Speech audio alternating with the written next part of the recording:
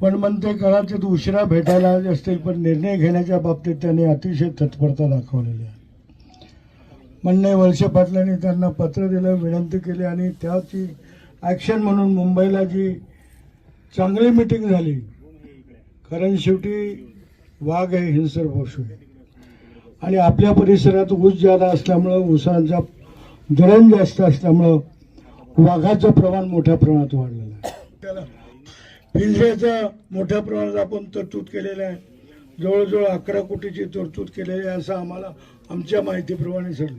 ती सुद्धा आपल्याला धन्यवाद द्यावा अशी तरतूद आहे. 11 कोटी रुपये पुणे जिल्ह्याकरता आणि 11 कोटी रुपये नगर जिल्ह्याकरता.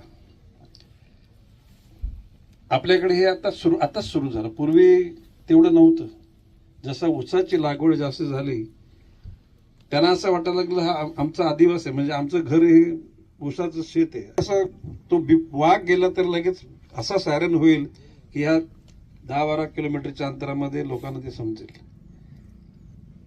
तुमच्याशी चर्चा झाल्यानंतर साधारण 1000 पिंजरे ह्या आपल्या पुणे जिल्ह्याकरता 200 पिंजरे आले आणि आता उर्वरित आणखी 1000 आणि 200 म्हणजे 1200 पिंजरे असतील आणि ते कार्यान्वित असतील.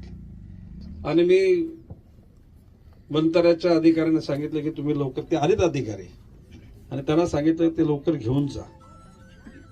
या ठिकाणी अन्य राज्यांना बिबटे लागत असेल तिथे पण दिले जातील. आफ्रिकेमध्ये तिथे सिंह आहेत, त्या ठिकाणी आपल्याकडे नसलेले अन्य प्राणी आहेत पण तिथे बिबटे नाहीत. तिथे त्यांच्याकडे बिबटे पाठवलं होतं. पण या बॉम्बे कुटुंबामध्ये जे दुःख झाले त्या दुःखामध्ये सहभागी होण्याकरता मी आलोय. त्यांचं दुःख मंत्री म्हणून आलेलो नाही, एक माणूस म्हणून मी आलेलो आहे.